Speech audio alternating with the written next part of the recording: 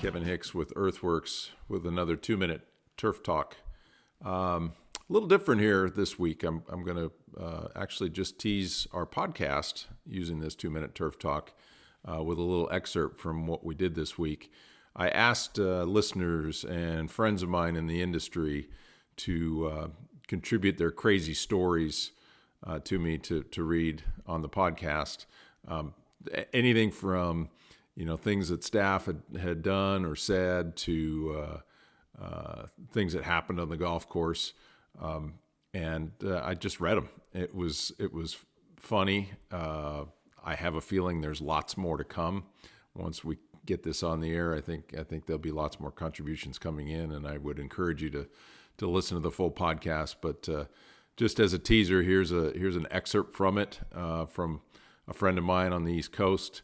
And I think it gives you a little bit of a flavor of what you're in for in the podcast. It was good fun. It was difficult to collate everything and put it together, but and to keep my composure while reading them. But hope you enjoy it. We take ourselves pretty seriously in this industry, and I thought it was a good opportunity to kind of laugh a little bit and poke fun at some of the crazy stuff that we see in our day-to-day activities. So enjoy. Here's a little clip of what we did on the EarthWorks podcast this week. I didn't post this in public, but I had an interview for an equipment manager's position.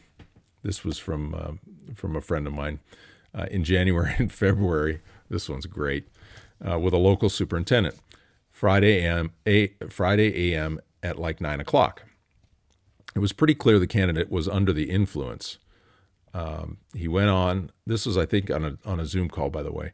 He went on to tell us how he was the best MFing mechanic on God's green earth. Whenever we tried to get specifics, he told us, "I've effing forgotten more than you know. I tried to close the call, but the superintendent kept getting him going.